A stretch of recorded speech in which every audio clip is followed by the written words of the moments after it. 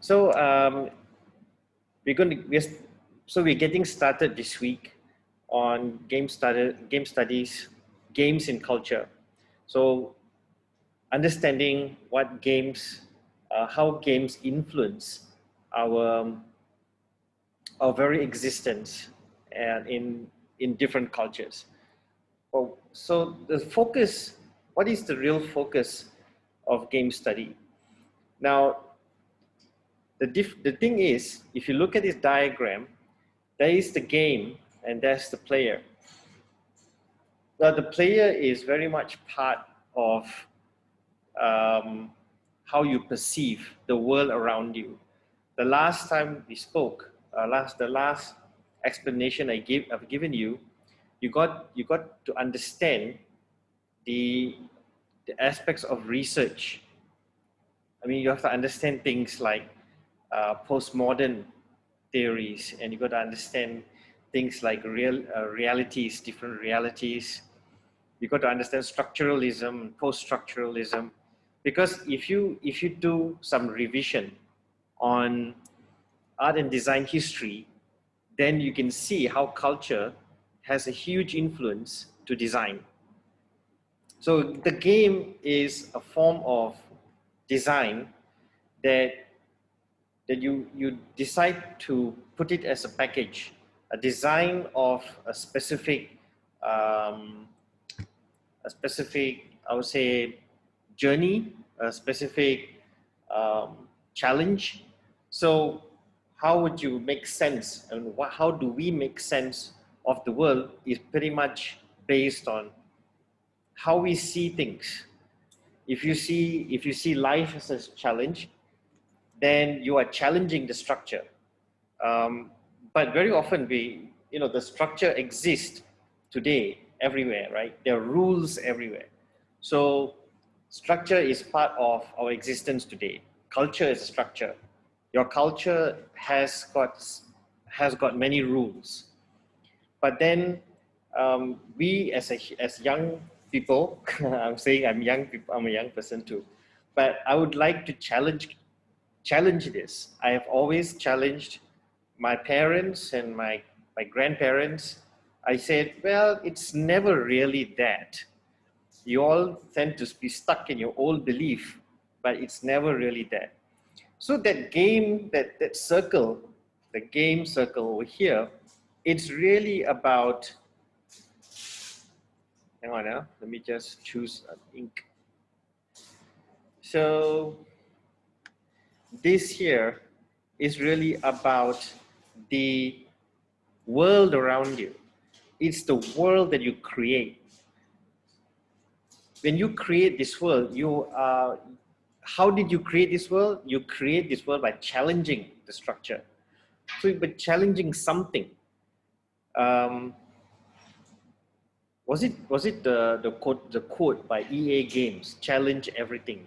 That's very interesting, right? If you look at EA Games, challenge everything. Now games exist because you need to challenge it, and they test you all the time. So how many levels of these challenges? Up to you, right? So the player, where does the player be? Where is the player? So the player, this player here, obviously has to be the one that is part of this world. Somewhat the players also, excuse me, the players also separate, but not exactly. It's a subset. So there's something here, something that happens here. The player becomes very much part of the world, yet the player also has to overcome challenges and obstacles in that particular world. So you're part of a world building scenario. You are creating scenarios, you're creating environments which reflects the structure, the challenges that exist in the particular structure. So everything has to exist within the contextual frames. So what is the context of the game? And if you think that the game is about you winning, then make sure you try to win. maybe you're creating a winning scenario that that reflects impossible scenarios. So because you know in real life, you just can't win. Now, the next few slides are going to be very note-based. They're not exactly pictures, so I'm sorry about that, but they're not many slides, just very few slides, okay? So, but there are some important points I need you to take down in these slides. So because you need to write about these and you need to focus on what they mean. So the only way to do that is for you to do a little bit more referencing on your own.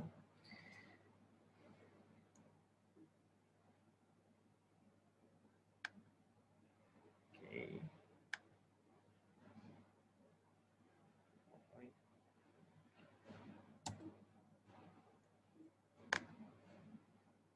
Okay. Done. Okay, now the diversity of games. Let me just erase this. Okay, now not all games are the same. Now the same concepts do not necessarily, sorry guys, is it too small for you? You okay about this? Yes, okay. I didn't want to put the presentation on because it's I don't know what, it extends the screen.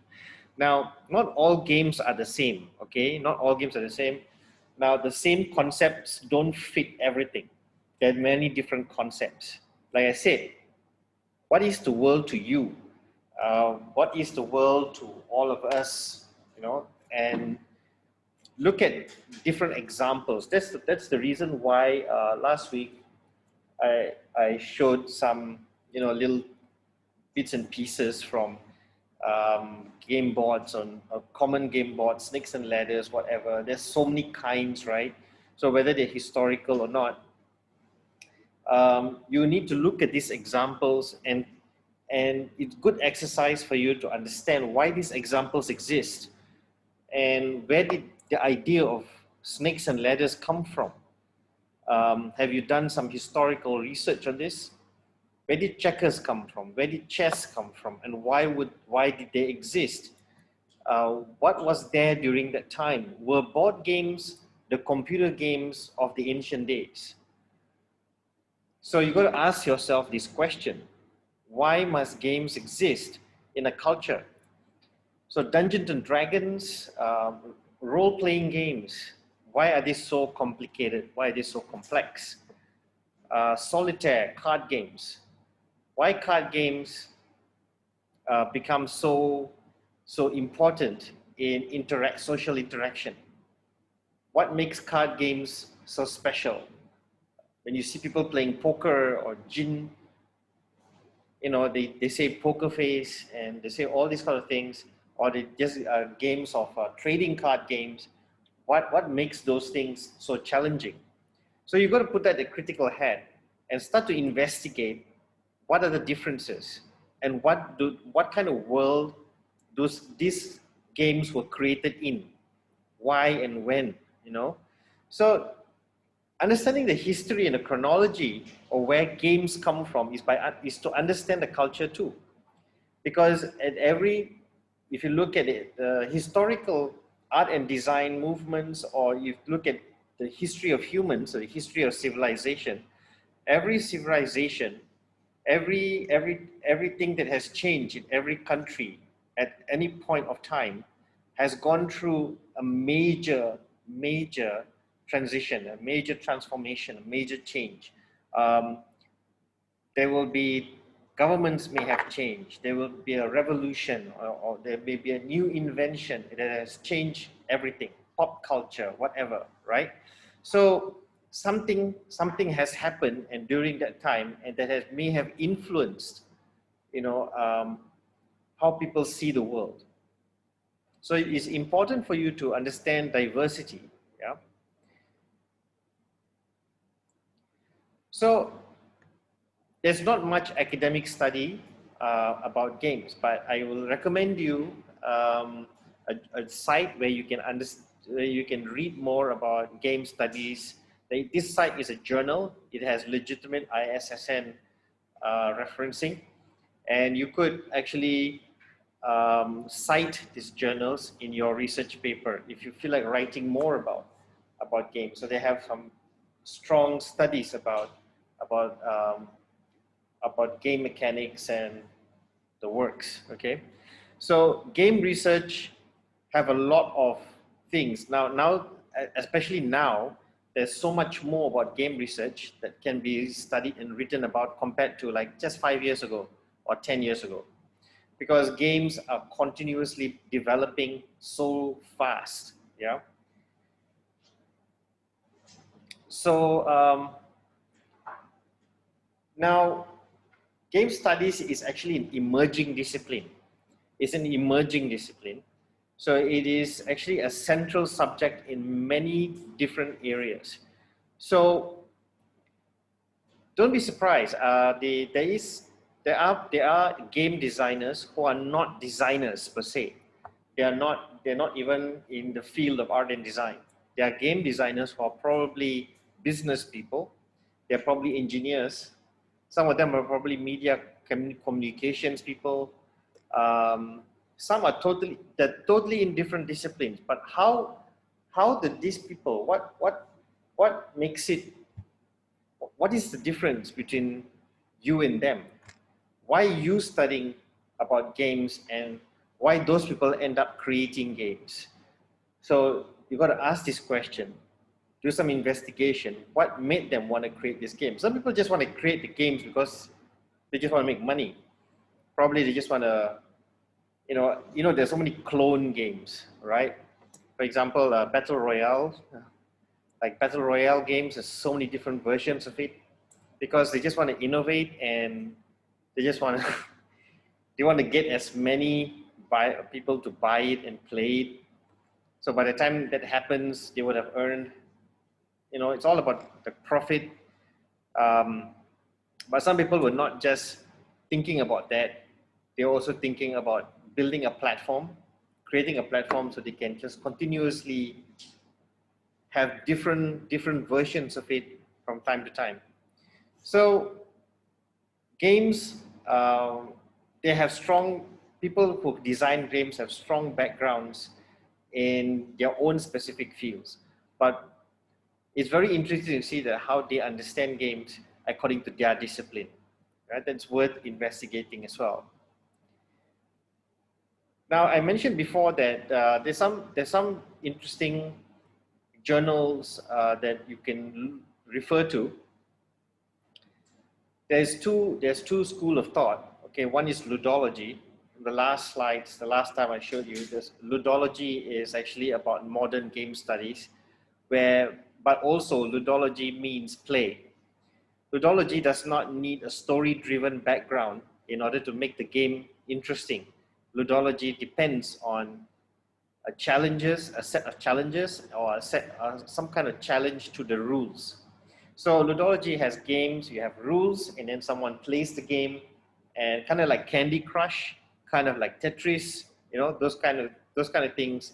You have rules, you try to beat the rules, try to beat the level, and the game increases its challenges and so on and so forth. So try to read some of these. I'll give you the link after. I'm going to show you the website right after this. Okay.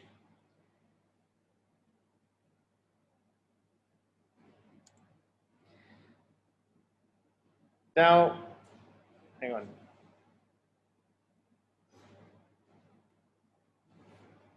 The other school of thought is narratology, which is story-driven games. So investigate. Another thing for you to do is investigate what is the benefits of a story-driven game. And story-driven games and just gameplay. Now, the ones who support ludology, they say that ludology also contains specific narratives that make the game interesting. Doesn't make narratology or story-driven games even better or anything. So, but some say that narratology actually precedes ludology, because without narratology, ludology don't make sense. So there are different schools of thought concerning this, but you decide what is your school of thought, what do you understand, and how do you make sense of the two? Can they be both separate or can they be one thing? So identity is recognition or representation. So what represents um, what is certain and what is uncertain concerning the right kind of game, whether it has to be story driven first, or game second, or game first then story driven elements later. I don't know. There's no, like I said, there's no definite answers, or there's no definite like formulas for this, because it's continuously evolving. So here are some references. Now, the Game Studies journal I was talking about is gamestudies.org. I think you can look at it yourself. So you can, if you're online right now over there in Indonesia and you guys are here, if you're on your laptop, you can actually check gamestudies.org, or you can check it later, but do some reading on it. Then there's also the Journal of Game Development. There's game research websites. So have a look at these, and you can see the latest developments on game research, right? So there you go. Now, as an orientation assignment for you guys, I think as an exercise, okay, you are already involved in a project. You already have to come up with a game idea, but you need to do some of this research. And second, you need to also do exercises. So under exercises, I call these little assignments. I should just put exercises instead of assignment. Sorry about that. Let me just change it here. Say orientation exercise. There you go. Now, as an orientation exercise, I would like you to do a presentation about your personal game history. Your personal game history. That means construct a map of your personal history. Like, how did you get started in games, and how did games influence you from the time you were born? No, you wouldn't remember that. From the time that you were a kid until now. And how do you think, and what do you think, how do you think this is going to, how far is this going to bring you? How far is it going to carry you? Where else are you going to go with this?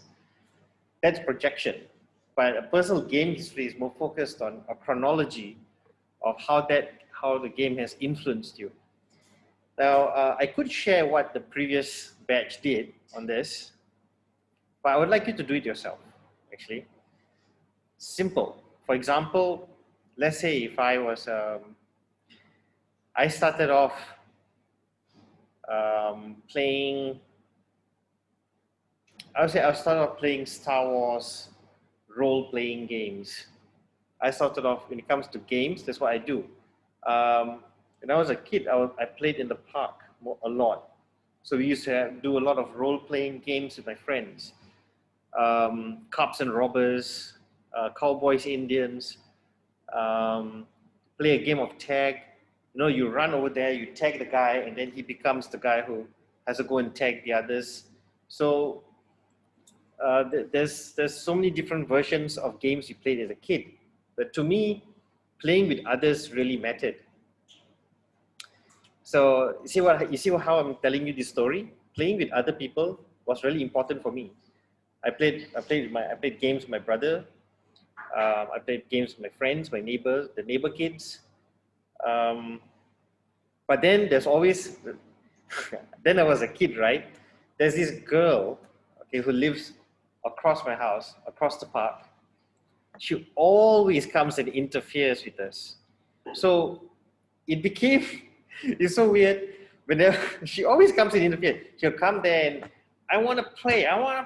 She's like very loudly, and we'll try to run away from her. And then she tried to chase us, and so we see her as the antagonist of the story. We go there, we try to play our own game, then suddenly, oh no, here he comes, the troll or the evil witch, you know, something like that. And we try to avoid her.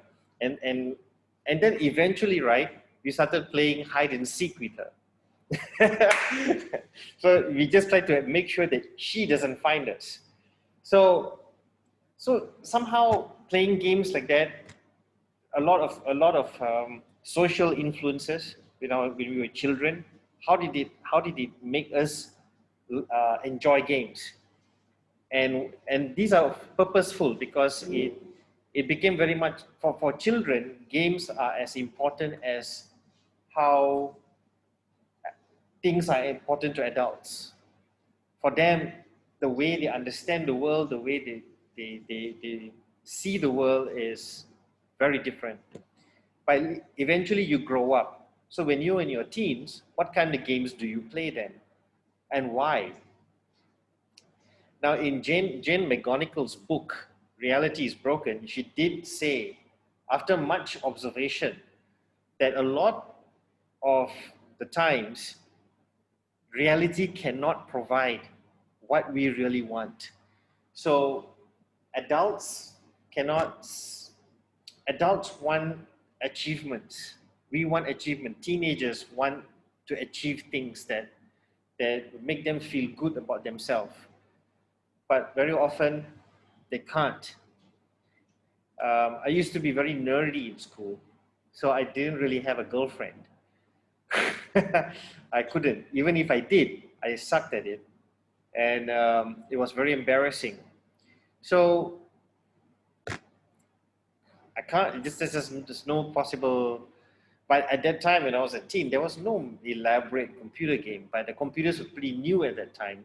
Believe me, those computers were monochrome, things like that. But then suddenly I discovered something. When it comes to digital games, I discovered that there's this game by Broderbund Software. And Broderbund Software came up with a game called The Ancient Art of War, based on Sun Tzu. And it was the very first strategy game I've ever played in my life. And it was kind of like turn-based. It's kind of turn-based.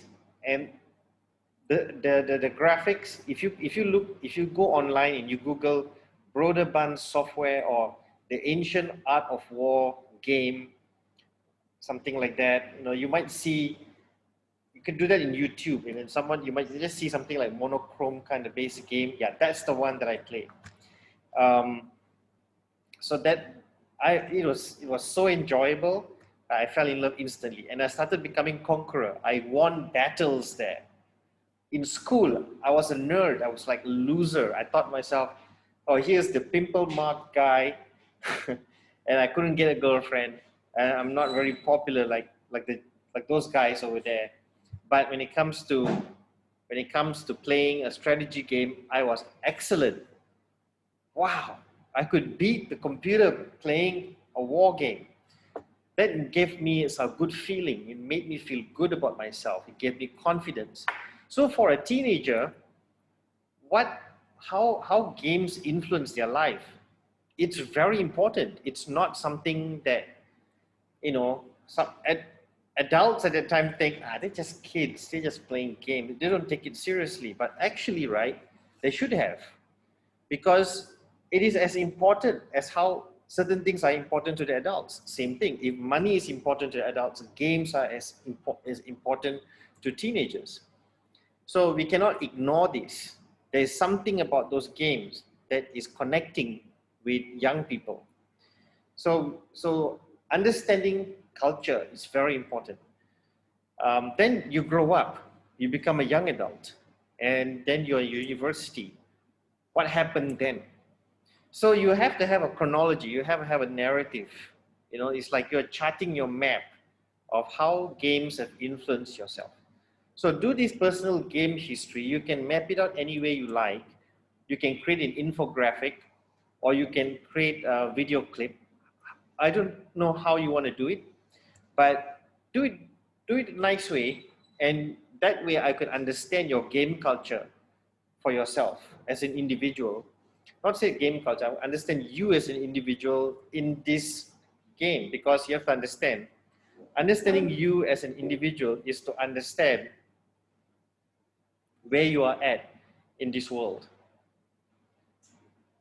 So if I create a world right now, if I create a new world, if I create a fantasy world, then if I were to, and there's so many different characters that you can play, what character would you play?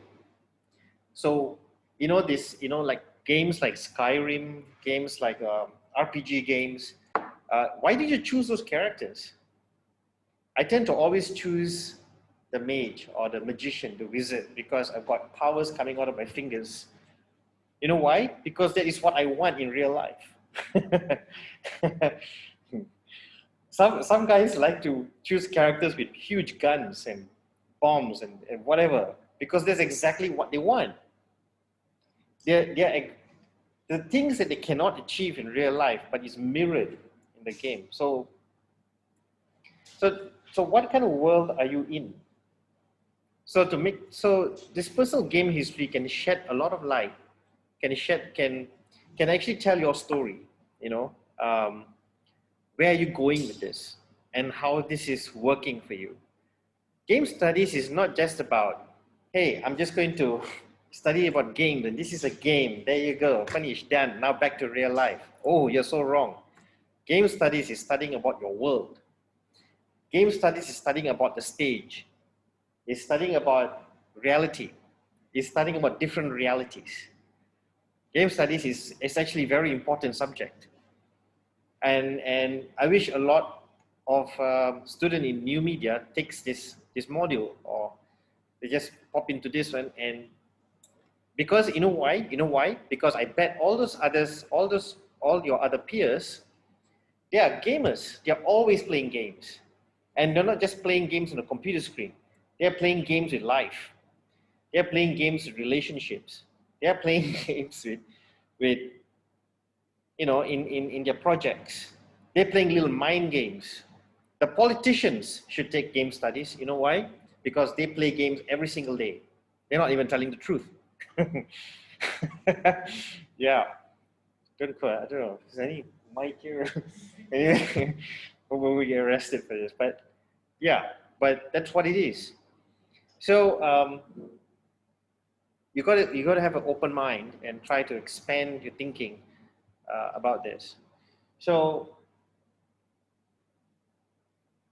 that's your first exercise. There will be other exercise to come during lecture session. So we would like to see your presentation um, next Monday. Yeah, next Monday, have a short lecture, just a few slides, something like this, and then you're just going to have to, yeah, talk about your personal game history. You don't have to spend a very long time explaining it, because your graphics could actually explain a lot to me. So you can just have a quick show, quick explanation, but show graphics. If it's a video clip, it can be a nice short video clip, or if it's slideshow, a good slideshow. But put that in your blogs, okay? Because maybe next week what I'll do is I'll need to copy your blogs, your game studies blogs, and I'm just going to put that in your personal rubric, your assessment rubric, which I will show you next week, because everything will be updated by then. So then you would actually see where your scores are going to be. So I'm going to be inputting your scores for your exercise already. Each time you do something and you show something, you get scores, yeah? And you have a leaderboard. You will have a leaderboard. Yeah, so let's see who gets to the top of the leaderboard. And yeah, that's right. So the ones who attended class today, you got at least 100 XPs reward. Yep. Kira gets 200 XPs because she's first to come to class. No, but I got to make it equal for everyone. You know why? Because my computer crashed. So that's why I send you the link very late. So there you go. Okay, I'll pause here. Any questions? Tabitha and let's see, let's open this. Any questions, ladies? Oh my God. No, sir. No question? No. No. You guys, any questions? No questions? So, okay, cool. Now let's talk about the video you saw. Did you all watch the video yet? You watched it? Not yet, okay. Okay. Maybe Hannah, you want to tell us a little bit of that, about it?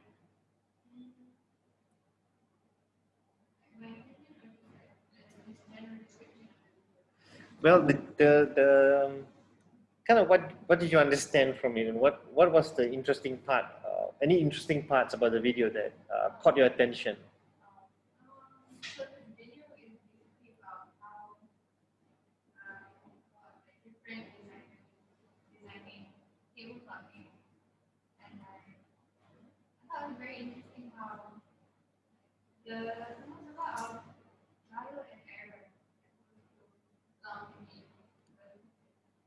Good, good.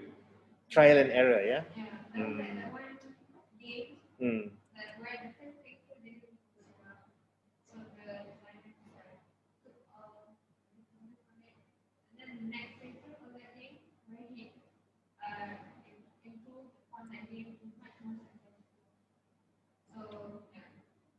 Yeah. Yeah, guys, you wanna maybe come closer, sit closer. Yeah.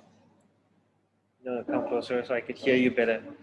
Okay, what Hannah was saying is that she watched a documentary, and what caught her attention was that part of the documentary that says that there's a lot of trial and error, a lot of trial and error, a lot of things that go wrong. Yeah. Now that really caught her attention because it shows the amount of iterations it has to go through. You know, there are always things that's going to go wrong and things that needs to be improved. Hanif, did you watch it? Okay, what caught your attention?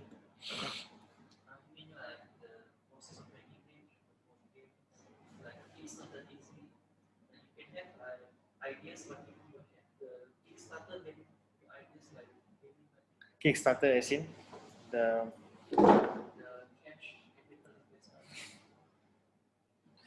yeah, but if uh, if you have you need investors. You need investors to actually invest in the production of a prototype, an actual prototype. And this prototype has to be intellectual property registered as well. So, and this is a high possibility for you guys too. Let's say you come up with a prototype and you register intellectual property to it, then you pitch your idea to potential investors. They put in the money in, and then you can take your prototype to the next level. But until that happens, you still have prototypes. You still need to, but it doesn't matter how the game looks. But if the structure of the game is crap, it doesn't matter. No one's going to put money into it. So, hey, Tabitha and Jessica, did you watch the video?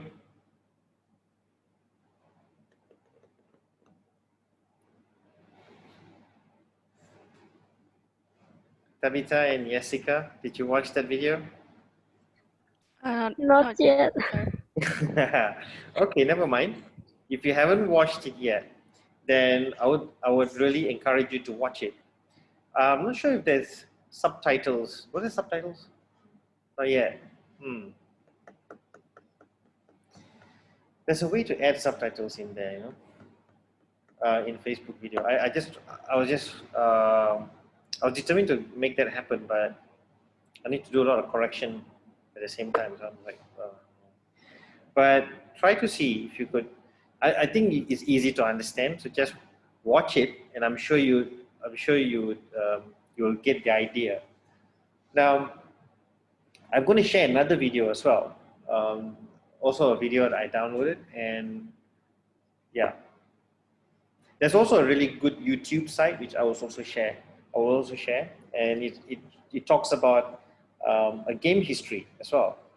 So there are a lot of videos on YouTube concerning games. But let me go back to the point which Hannah brought up when she watched that documentary.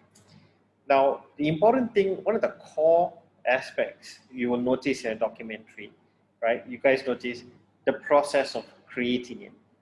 Now, the process of creating it is really about making mistakes early.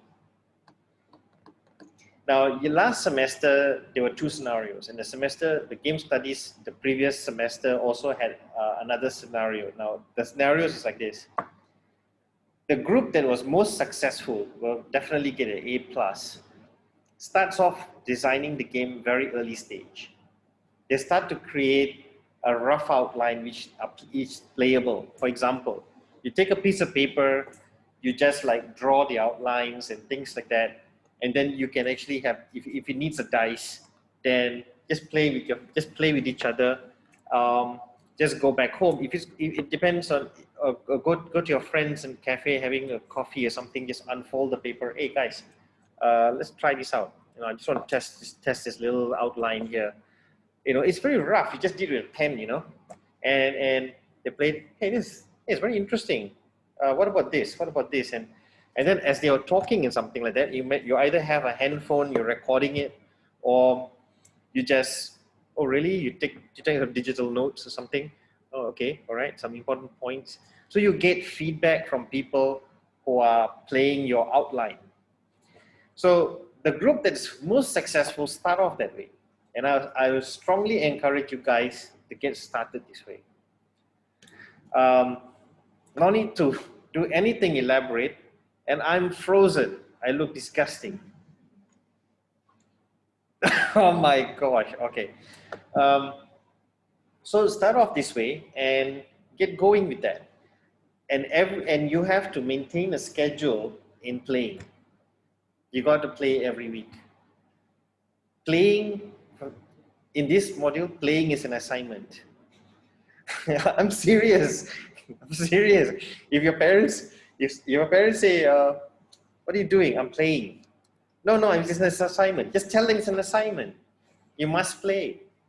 Do you know, when I'm working on my PhD thesis, and a large part of my PhD thesis requires me to research about games. So I'm looking at world building games, simulations, and I'm playing it. And then my colleagues or my wife or someone, they just look at, Charles, you're always playing. Yeah, it's my research. So, how convenient. You're using that as an excuse to play. You got tons of things to do. Oh no, but this is important. It's part of work. People don't understand that, you have to understand, if you look at the team of game developers, how much of research has gone into it? How much of playing has gone into it, because you can't get a really good polished game without playing. You need gameplay, you need home play, you need to play every week. So get started with that. The four of you over there and the four of you here, you guys need to get started on an outline. Start to have an idea. Now, having an idea, game idea, is not like you thinking, hey, talking, hey, what's your idea of a game? Huh? No, it doesn't work like that. Hey guys, let's play something together. That's how you get started. Play something. In Malaysia, I don't know about you two in Indonesia, but in Malaysia, right, you have these all traditional games like Batu Timbang, you got Congkak. Maybe you can use a traditional game, just play one traditional game, or you can just do something with rocks in front of you. Just make one game up on the spot. Maybe you guys can play a game among yourselves. Okay, Hannah, make one game in 5 minutes. Okay, everybody gets a piece of toy. Okay, make one game with that. One game with that. Give me one game with that. Let's see what works. Whatever. Just play, and that's how you get ideas. Get ideas by playing. Don't get ideas by thinking. Because when you are playing, you are thinking. There's a beauty about games. Because when you play, you're thinking all the time. You're always trying to figure out a way to overcome the challenge. Now, how many levels is your game? Worry about that later. first plan, think about an outline, play the game. There is a ludology to it. Play it first. Then worry about the rest of the things. The rest of this can add on. But the danger of add-ons later on, it can be overly done. But we'll worry about that later. But start off early. Get an outline. Just do some scribbles and sketch. And your process will start. And that group, if you in their e-portfolio, you can see from the early stage how rough it was, and then how it went through different levels, different multiple iterations, changes that took place after feedback. Some feedbacks I've given was very harsh. I said, I have no idea what I'm playing. I'm yawning. You know, I'll be really, really blunt, okay? Because I'll be wearing two hats. One, I'll be wearing the analytical hat, and another one I'm playing the consumer hat, the player. Now, as a player, I'll act like a game fanatic, and if I play that one, I want to be interested. I want to play it again. But the moment I don't want to play it again, but that's just me. But what about the others? So you purposely play with your friends, and you see, and if they react to your game idea and they say, oh, I want to play it again. I feel like playing this again and again because there are multiple outcomes. Why not? Then you know you're getting somewhere. So get started with your game idea by playing. I expect to see an outline of your game next tutorial. Okay, at least not just one. You might have come up with two. I don't know what's your strategy of working. Identify your best strategy of working on that. Just come up with some outlines, and we talk about the ideas you had while playing. Yeah. So two things we're going to look at. Personal game history is one, and then I need to see some game outlines. All right. For one group here, for the four of you, and the other four of you over there. Jessica and Tabitha, give me a reaction. Thumbs up, reaction that you heard me and you understood. All right. Yeah, please pass the message to Rido. I'll post this recording in the group and also in Times. Yeah. Any question from you guys? You ready to take another round of attendance for tutorial now? Let's see.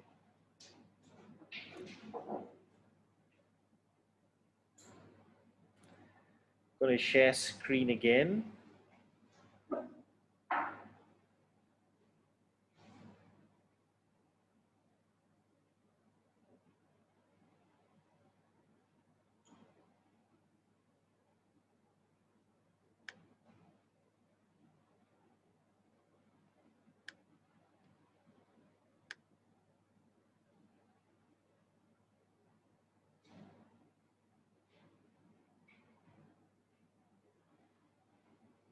Okay, tutorial.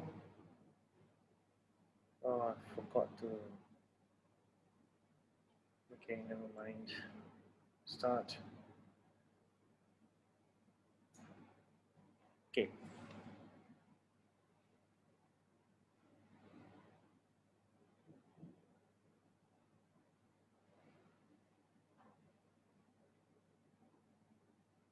Have you all got started your dissertation yet?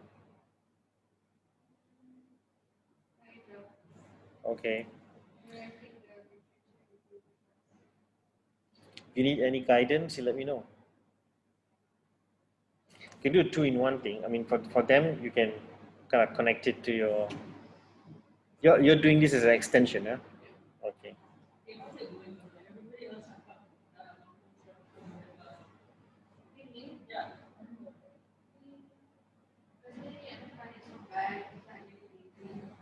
Okay, 5 of you today. So like to them the workload and then like yeah, so that's what everyone the other and that's why I just wanted to like avoid searching for the MVP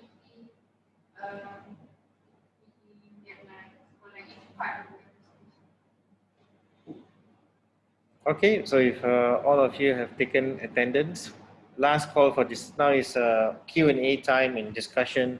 You guys, anything you want to bring to my attention? What do you think of our session today? It's like normal, huh?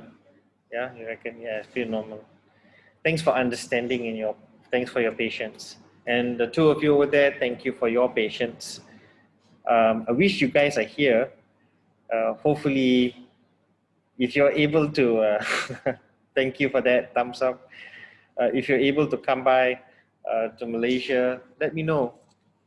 We would love to have you in class. Uh-huh. Yeah. Yeah. Yeah, I wish things will change. Well, we just hope for the best. So at the meantime, you guys take it easy. Don't get too stressed. Remember, for your dissertation, for you guys, if you want to run by some ideas or lit review ideas for lit review or topic or things like that, we can discuss it. It is a kind of take advantage of this time to also do it. And I think last semester I encouraged them to try to do something along the lines of what you're doing here, maybe so you don't have to burden yourself with too many different things. Yeah, so you can, so it's kind of like connected at the same time, right? And if how's it going in your side? You're doing computer science. Yeah. So you're still planning to use this? Is this going to be connected somehow? Cool.